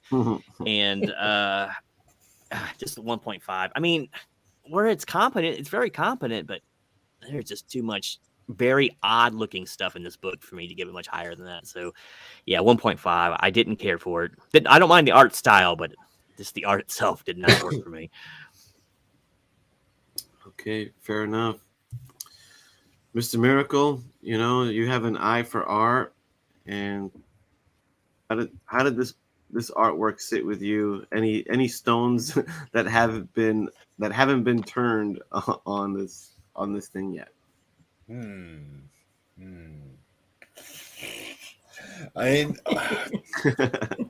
oh man, I know, you know, Pat Broderick is not in any way an A-list artist, but he's been an artist for comics for quite a long time, even before this, right? He's older gentleman now, and yeah, lots of this. Even this first panel, I do not like this super reflective armor. I don't like Doom 2099's armor, period. Right? Like, I think he looks kind of like Iron Man reject or something going on here, right? He has a way more of an Iron Man look to me than he did a Doom look, right? So I was never happy with that. If he's Victor Von Doom, I don't know. I don't think Doom would be happy with that armor. I guess that could be a problem for me. Yeah, you guys nail it. Like, good, definitely had some good backgrounds, but you know, maybe he spent way too much time in the backgrounds and just had to rush in with the anatomy, because you guys have mentioned it. There's lots of anatomy problems and lots of consistency problems, right? And not just consistency problems with his illustrations, consistency problems with the inking. Some of the panels are really light, and all of a sudden there's other ones that are almost completely blacked out. And then there's ones that they just happen to make blue. I will just toss this one blue. These ones are very yellow, right? And then, but it's like, does his face have to be reflecting everything out in the background, which is apparently he's always sitting in a black room somewhere, getting his black reflection going. Yeah, I gave it a 1. I think it's right down there with the worst of the worst that we've had on Grader's notes, right?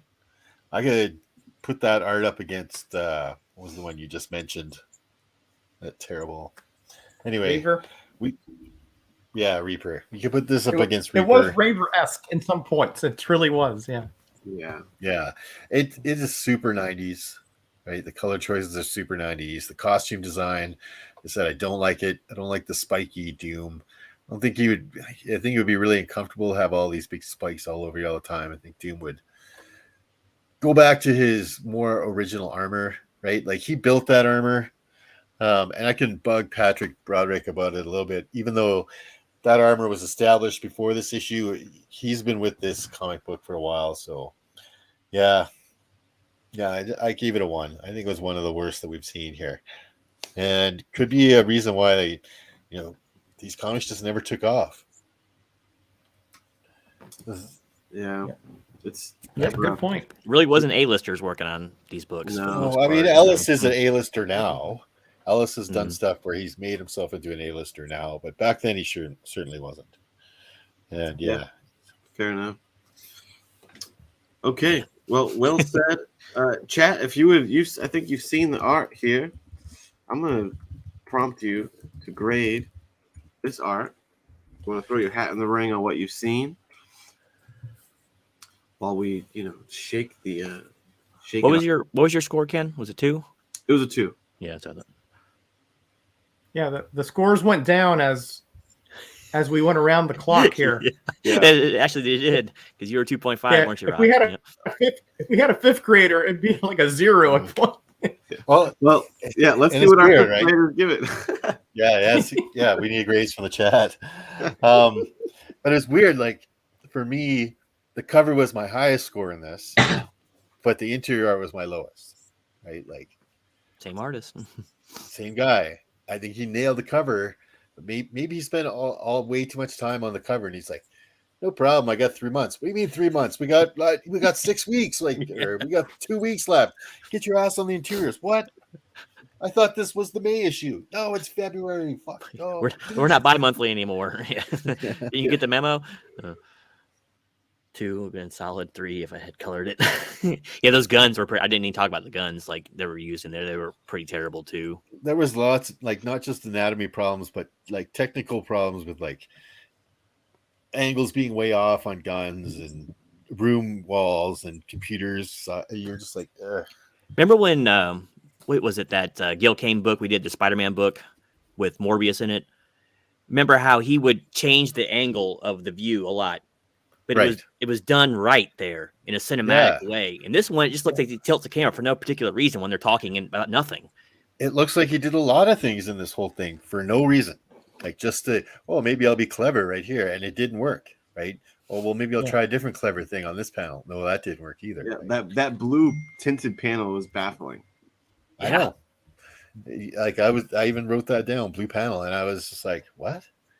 What? Yeah, that confused the heck out of me. I was thinking, am I going to look stupid? Maybe I missed something, you know? Yeah. Like, but I reread it, and I was like, no. I didn't. It's so screwy. Like that last panel, Kenny. Until you pointed that out when you were giving your review, I thought that was a dude sitting on him, but it's a code over him. Right? Of course, they can't show his face all blowing off, right? So they had to put a code over him. Heck, they should let the inker go on that one. He could just inked it, so you couldn't have seen his head. But yeah, and I agree with you too, Dave. He needs a nose, man. I do not like that flat face that they gave Doom at all. Yeah. At all. Yeah, it is Iron Man-esque. You're right.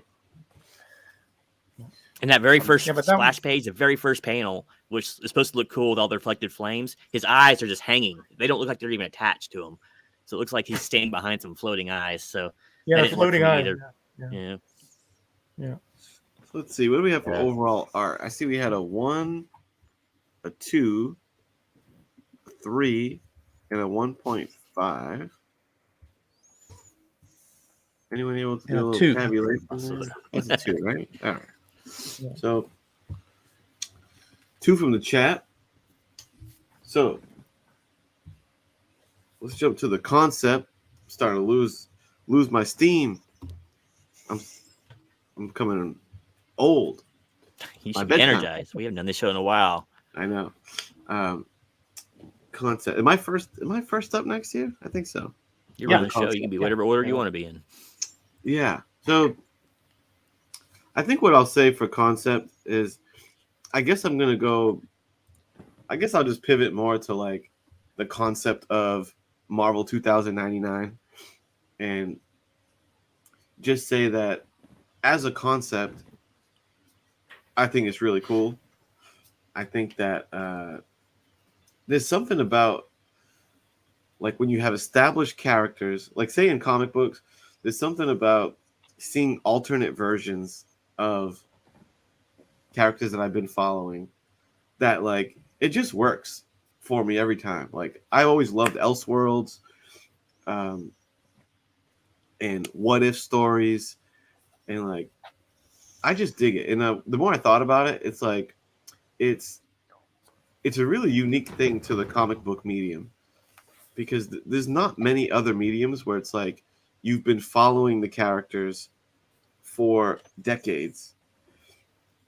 So you have the luxury of having the established lore and fandom, so that when you start changing pieces, it's like fun and interesting to the reader or the viewer.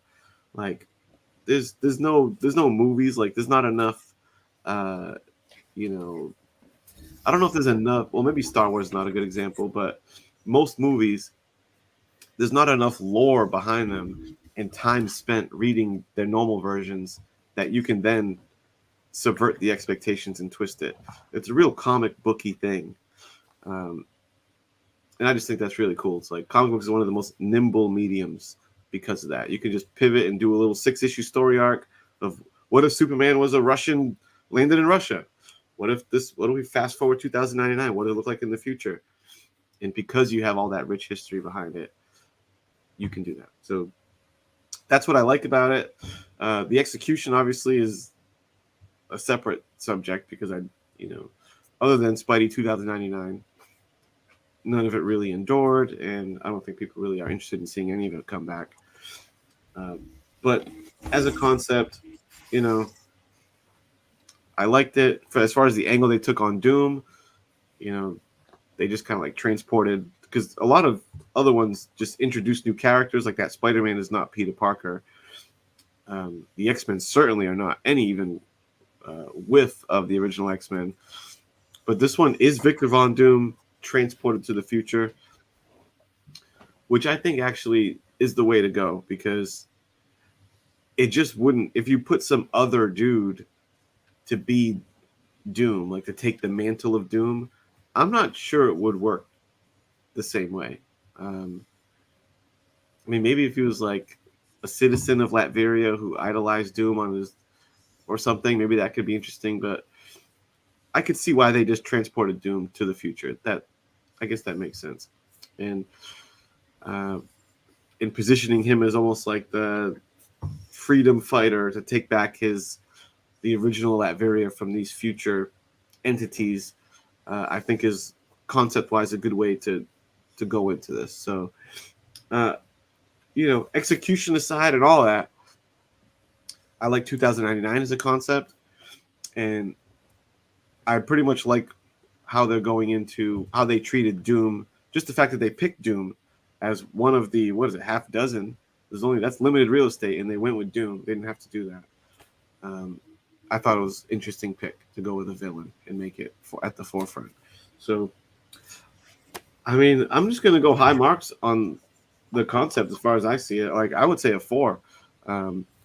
Again, not how it panned out, but as far as just the initial idea and how interesting I thought it was when it first came out as a kid, I thought it was really cool. So, high marks. Unfortunately, it didn't pan out, of course, but there you go. Oh, whoops. Boom. There you go. We're back. 4. High marks on the concept. 4. Yep. I like these. That's a great idea. Gino, what do you think, man? You with me on this? You high on the 2099 concept? Yeah, if we're gonna grade this as the overall runs concept, it's definitely gonna be a lot higher than just this book solo, and it does kind of make sense because this book would be really hard to judge as a concept, other than doing a soft reboot of what the series was going. So yeah, if you want to grade this as Doom 2099 in its entirety, yeah, I'd give it pretty high marks. I know it was just another way to slap existing characters into new books with minimal changes. Like the Punisher, I have several of the Punisher 2099s as well, and that is Frank Castle. I mean, it's not Frank Castle, but it's the same exact thing that happened. Basically, his whole family got killed. He was a cop instead of a ex-military guy, but whatever the case may be. So it was very little difference. And Spider-Man acted like Spider-Man, even that was 2099. But I like the 2099 series because while it was the future, right, it wasn't so far in the future that they could just do anything they wanted to. There was still some grounding in reality. You got the internet here, like, people still are poor and hungry, and the technology wasn't, they weren't transporting people across the galaxy at that point, like they would 300 or 400 years in the Kang stories and all that. So I kind of dig that. So most of them were kind of gritty and realistic. And the best part is Doom was probably the best of the lot. I think the Hulk had some interesting ones too. Because was that where Maestro was introduced? Was in 2099, or was he before that? Planet World War Hulk. So. I think it was in Future Perfect. Yeah, something like that. But I thought that Doom was the greatest because how often does a villain in comics even get his own run? So that was cool in itself. And Doom is top 3 Marvel villains, right? Because Marvel doesn't always have the best villains.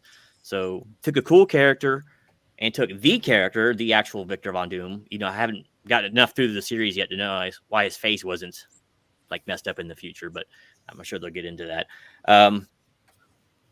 So the concept was strong, and there's a very good, I don't know if it would last for like 100 issues, but it's a very good arc of him taking back his country again, right? It's almost like he's channeling. He's like, Victor Von Doom's not like Che Guevara, right? The people seem to love him, but he's actually a homicidal maniac that kills and genocides like crazy. But he's popular for T-shirts. But it runs pretty uneven. Most of the 2099 is the same thing. It was just, I don't know, they didn't usually have the best artists and writers on them, and so it was a cool concept, but a little bit weak in execution most of the time. I'll go with 3.5 because it's Doom. I would like to read more about Doom. I mean, most of it's just kind of light, but I do like that they kept his character kind of intact too in the series. He is so aloof, he's so like blunt, or rude in a way, and he's a dictator in his mind. Even when he's like the lowest person on the totem pole, he's still in charge in his own mind, right? He has to get there first, right? But he will get there. So, where the case may be, I've always liked the concept of 29. I just wish the execution was a little better. But at the same token, weren't they like hemorrhaging all their big talent at the time anyway? So it's no surprise that they were having trouble, putting the best and brightest on their books at this point, because the crash was coming really soon after this, and the writing was on the wall. So yeah, all that being said, I'd give it 3.5. If you take Doom 29 as a whole, as this book itself is like a 2 maybe, because there's kind of soft rebooting it a little bit, but so yeah, I'll go ahead and give it 3.5 for the Doom 29 run. All right, 3.5. Yeah, I think it's kind of tough to, like you said, grade concept-wise this book individually without just considering it part and parcel of 2099 overall. That's kind of how I tackled it. Mr. Miracle, what say you, man, on the concept of this endeavor? Well, I agree. I think like the 2099, it just screams 90s to me. But it was cool. It's a cool idea, right, to see these characters in the future. And, very much like David said, he was the only villain to get a 2099 book, right? And he's a very compelling villain at that, right? And one of Marvel's oldest villains.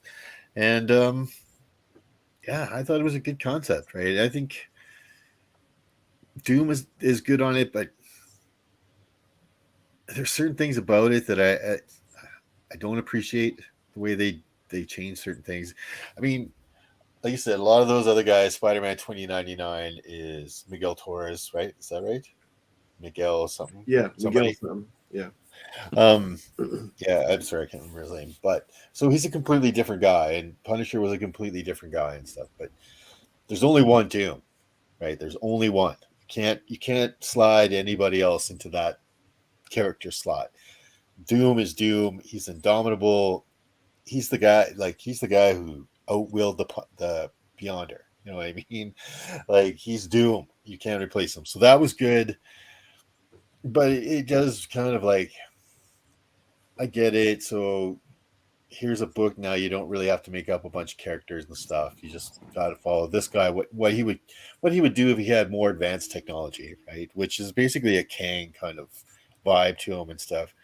I gave the concept a 2.5. I thought it's okay. I would have maybe rather seen a 1993 Doom book, right, where Doom was actually doing stuff in the time that it was written or whatever. But it's not terrible. And yeah, right. Like, if you read the books, and I won't tell you why. I won't spoil anything. But yeah. Yeah, I'm going to stick with it. 2.5. 2.5 on the concept. I'm curious to hear how 299 hit you, Roger. You had been an established weekly comic book buyer and follower for probably 15 years or so leading up to this. Does this almost 20 actually at that point? 20. Almost 20. Yeah. Did you roll your eyes at it as gimmicky, or were you excited by the prospect? I thought it was gimmicky at first. Yeah. Marvel, remember at this point, like Genome was saying, they were having troubles. The creators were leaving. The comics weren't quite selling as well. That the crash was just around this time.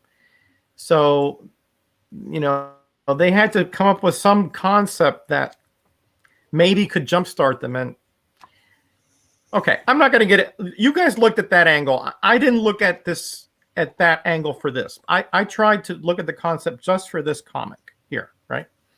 Doom is a great character. I absolutely agree. He's what I would call an anti-villain. He's not a hero. He's not a villain. He has some characteristics of a hero, but his methods can be very sinister, right?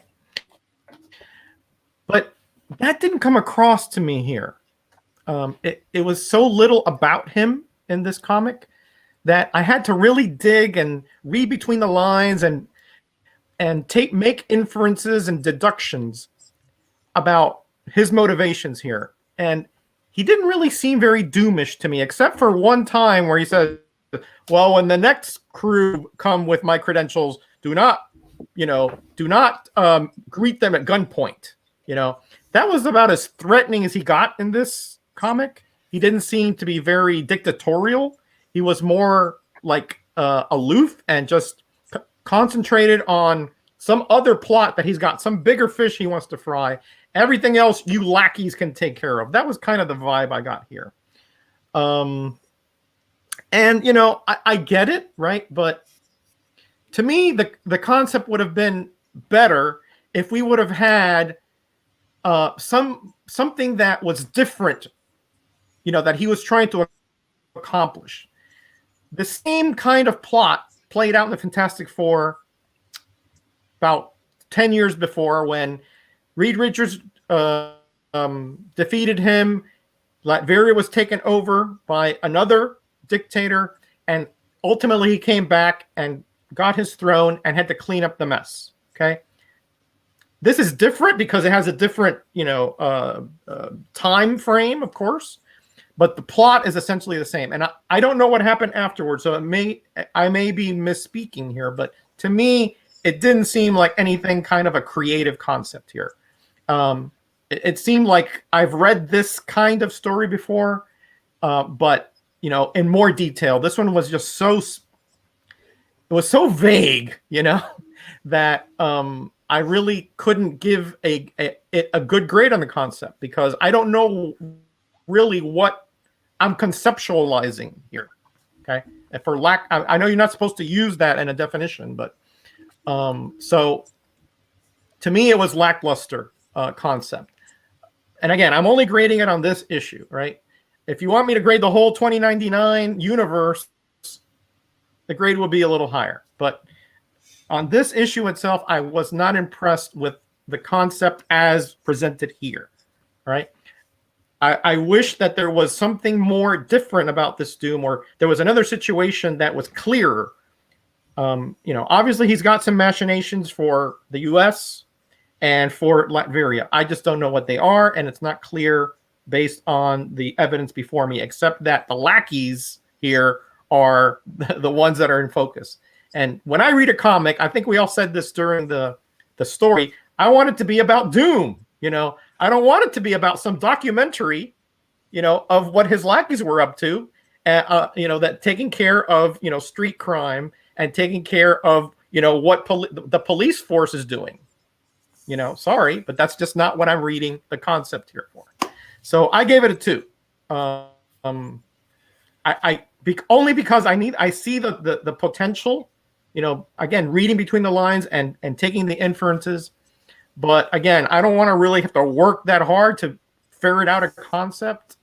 So I get the intrigue, but if you just put this issue in front of me, it's not even average to me. It's a little below average. So 2.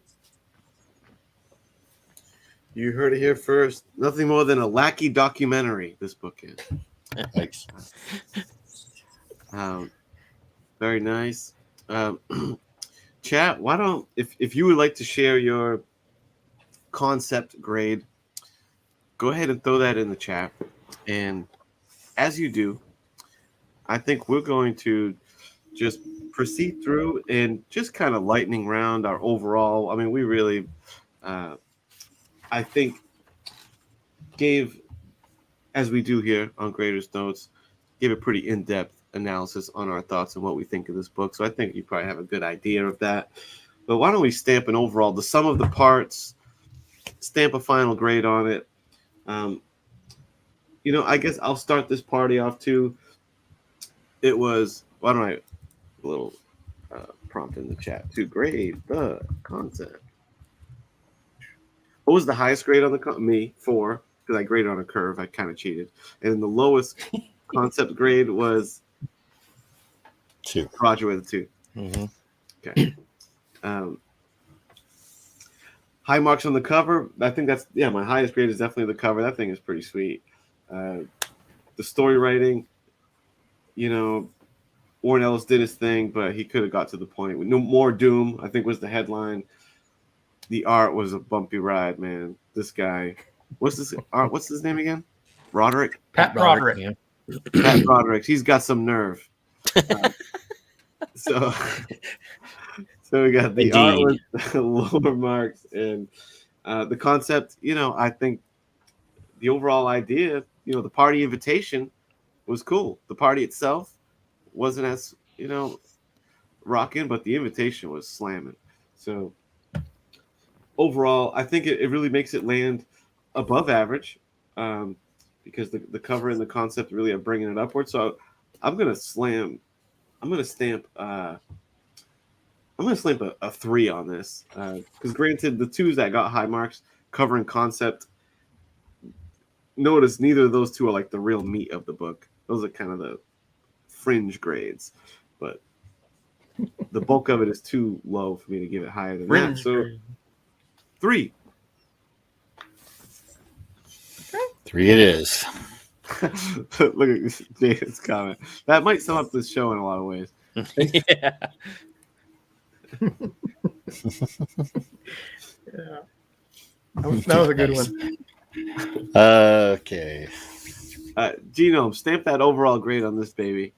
All right. This was kind of a tough book originally, but now I think about it, it's not so tough to grade after all.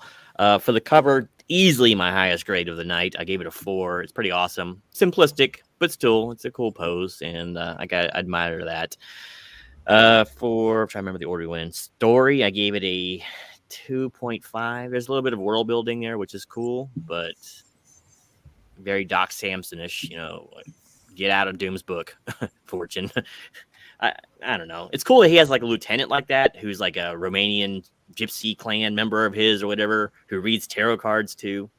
What a stereotype that is, right? But she just wasn't interesting and so serviceable. Interior art, oh man, 1.5 is that's amateur hour all over in there. It's definitely got decent comic book style, but the execution is just all over the place, man. Oh, those unforgivable. Fortune's unforgivable in that. And I don't know why the internet girl looked better. I don't know, but maybe it was an OnlyFans fans thing. So yeah, I gave it a 1.5 on there. For the concept, I kind of did with Kenny. I was going with the leader of the chat there, and went with the whole 2099 idea for in general and in Doom in particular, which I gave it 3.5. But I said this book would only be like a 2 concept without that. But I'll stick with 3.5. Overall, you can't include 2099 without the actual concept, right? So the whole series is actually a concept, not just a hero or villain book. So my overall math came to 2.5, but I don't think this book warrants 2.5. I think it's a 2. I just didn't enjoy this book, I mean, other than looking at the cover, I wouldn't want to read it again. Like I said earlier, I wouldn't recommend anyone reads this, or at least not start with this one. And maybe it gets better. I don't know. I know Dave said a couple of books after that I think you've read. And so there's more else going on, but it's just 2. It's just a comic, man, in a run that was without Doom. I probably would have knocked it up to 2.5 if Doom been in his own book, but he wasn't. So I don't care about Doom's underlings or the Doom bots. I want to see Doom. So 2. Fair enough. Very fair. What do you think, Miracle? What would you stamp on this as a final grade? I wouldn't recommend this issue. I mean, if you like Warren Ellis, if you're interested in kind of reading his take on what goes on for the next 40 issues or whatever, I guess, you're going to want to start here. But as a standalone issue, it's not that great. And I gave it an overall of a 2, right? Art really was not up to par, in my opinion. But the cover was good, and the dialogue was good. I understand he's setting something up. You know what I mean? Well, blah, blah, blah. Would I recommend to somebody reading it to read this one? No. I wouldn't say start here. Figure out the 26 or 25 issues before this. Probably, if you read all of that, you're probably going to have a better idea of what the hell's going on in this issue. Because sometimes it's quite like, why? What's going on here? Why is Doom like this? Anyway, yeah, I'm gonna stick with my 2 overall. It was okay, but it's not that great. Fair enough there. And Roger, what do you think? Some of the parts. Yeah, this was a difficult one in a sense, but let me go through my thought process real quick. Cover was far and away the best part here. It's really striking to me. I wish it would have a few more elements there, but I mean, my imagination ran wild with it. So that kind of bumped it up in my mind because I just see him up there, that statuesque overlord. So I thought that was well done. It grabbed my attention for 4. The story, it had some good intrigue and it had some good lead-ins, but not a knock on Ellis per se, but it's just the type of story it is. It's just not the most compelling, not the most interesting, not boring, per se, but it's like a day in a life kind of issue, almost. And yeah. I don't know. I think there's a lot of potential here, but again, I sort of had to really hone in on things and little clues and sort of make inferences, but which probably what the writer wanted me to do. But I think and there's not enough Doom here. I mean, he's very dismissive of things, which is okay, but at least give us some kind of nut here to crack. Give us some big clue or something. But it was also vague and just unsensational. So, but I still think that because of the type of issue it is, I'm not going to slam him too hard. So I said average 2.5. The art, yeah, there are lots of problems with the art, honestly. I mean, I sort of could see past a little bit. The woman's face changing was very distracting. The story elements there at the end, got really muddled, and we all were a little confused about that last scene. I only was confused for about a second. I was only confused for about a second or two, and then I sort of put it all together. But yeah, I mean, the cityscapes and the panoramic shots are pretty well done, and maybe that, and also the ones with Doom, when we see him from the back working, and those kind of mesmerized me quite a bit. So maybe I gave it a little higher, 2.5, than I should have, than you guys did. But I didn't think it was that bad, but it wasn't good, that's for sure. The concept was, I just went through it. I'm not going to rehash that. It's just I've read this before, and it's just it just wasn't to me anything that stood out to me.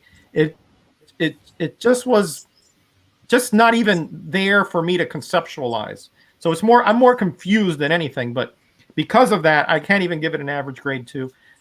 Overall, I was gonna give it a 2, but there's enough here, I think, for me to say it's an average comic on a very good day.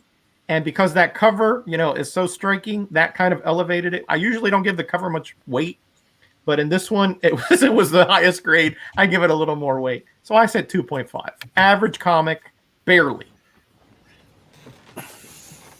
2.5 is a very fair grade for a book that's a quarter dedicated to customs at the airport. Yeah. It felt like it sometimes. I'm not joking about that either. Yeah.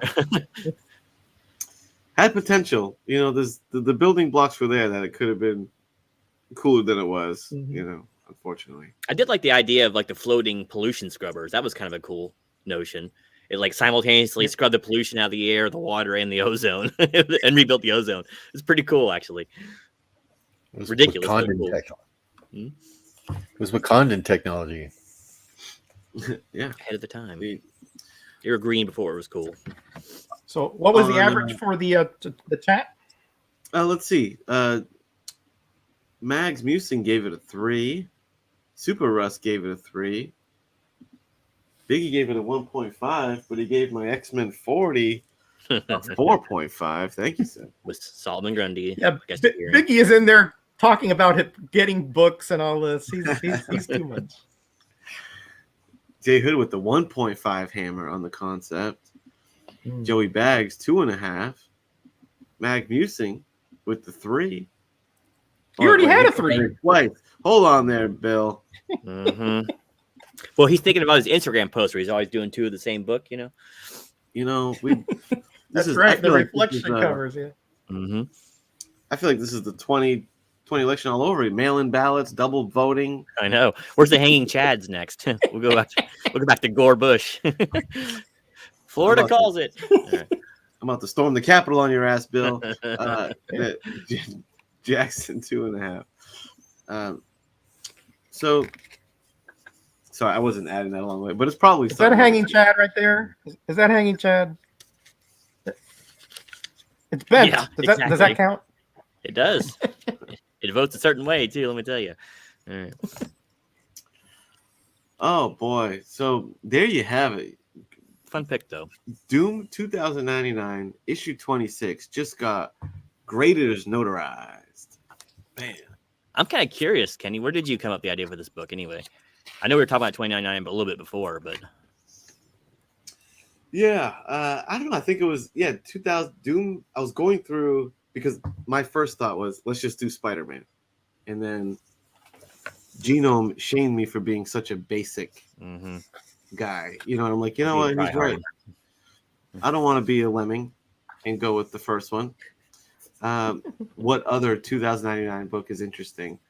And I was going to go with Doom 1, but then the more I researched the run, I'm like, oh shit, Warren Ellis jumped on. It was like I was just kind of like looking into the Doom run and thought it was interesting that Ellis jumped on halfway through and took over. So I was curious of what he was going to do with it, So I found out. Cool. And in preparation for Doom 1, Yeah. I went ahead and got a couple of Doom 1 books. Yeah, which ones did you get? Can you give me a quick rundown of your lot? Well, I didn't get the whole pile of them, though, Okay. but I got several of the number 1. If you notice closely, in the lot that I got, a couple of things got in there. Ooh. But Patty B signed it. there's a couple books in that little lot that I got, but no COAs or anything like that. But I got probably 20 books now of the series, buying the lots. But yeah, so I thought we were gonna get one. That's the Doom 1 cover, by the way. And I do like the blue. See, the blue works even with a black background. The blue word. Yeah, I like it. And not as many spikes and all that on there. I mean, there's some on the top row, but Yeah, That's a great cover too. mm-hmm.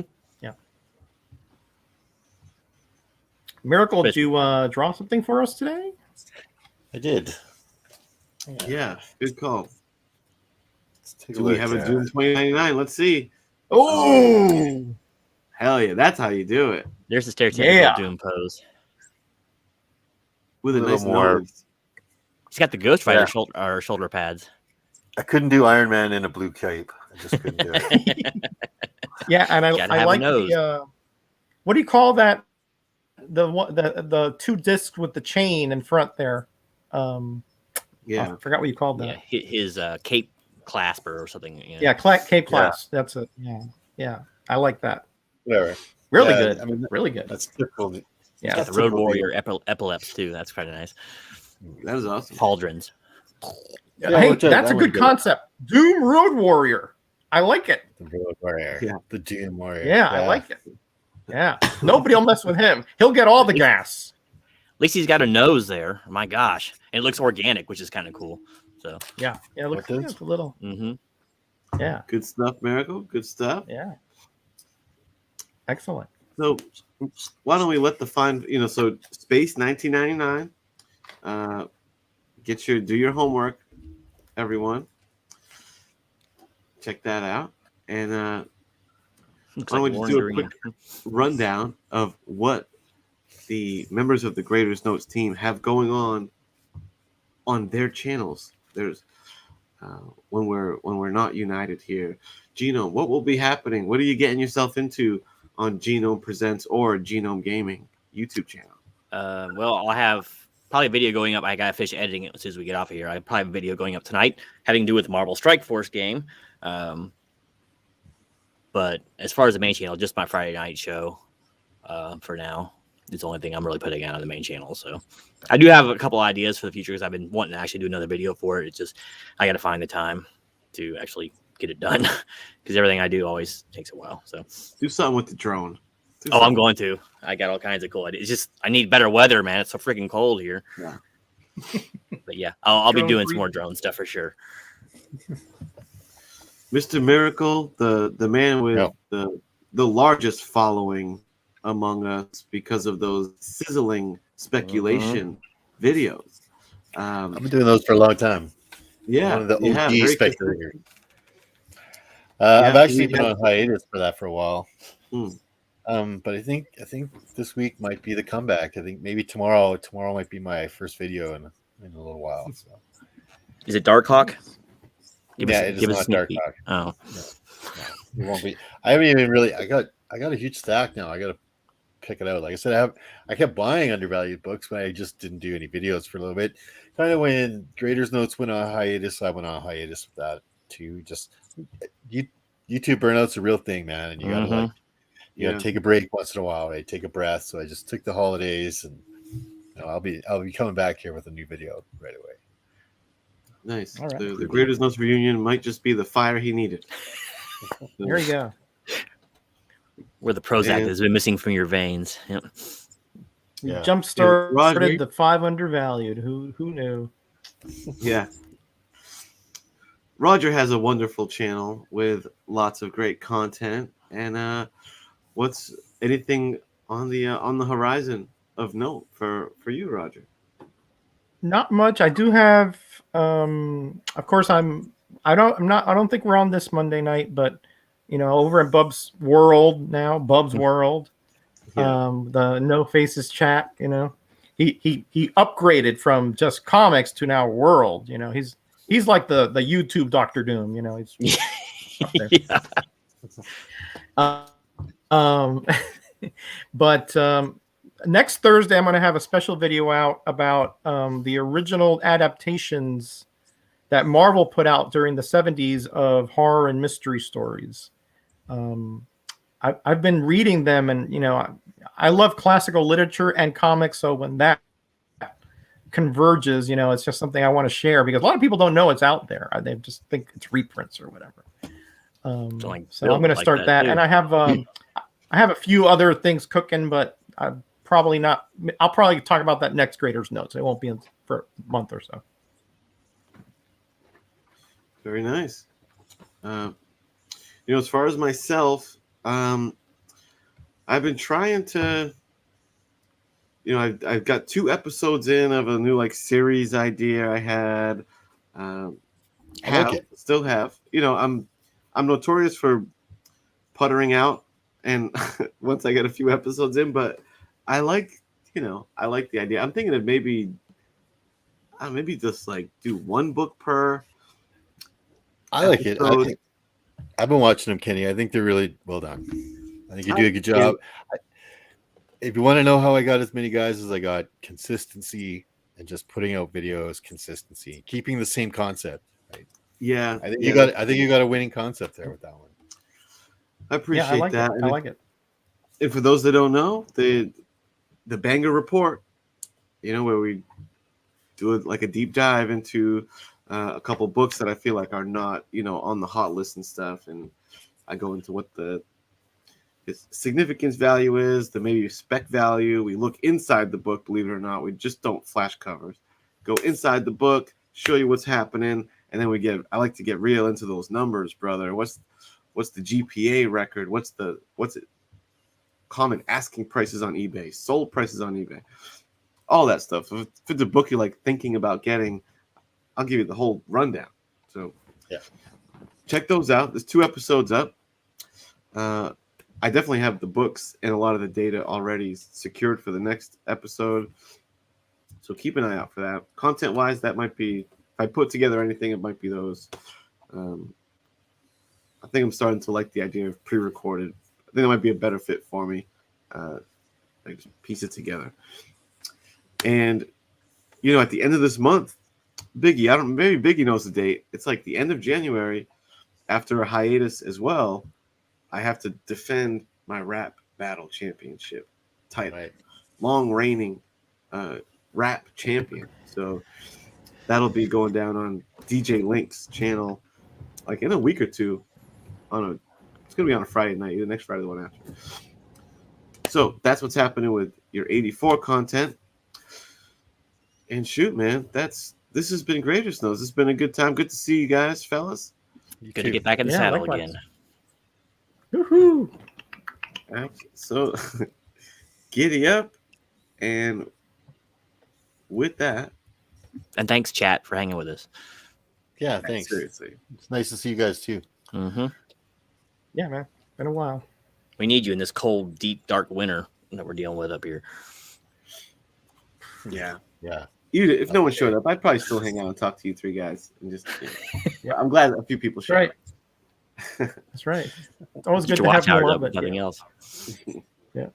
Thanks, everybody. This has been Grader'S Notes. Until next time, take care of yourself.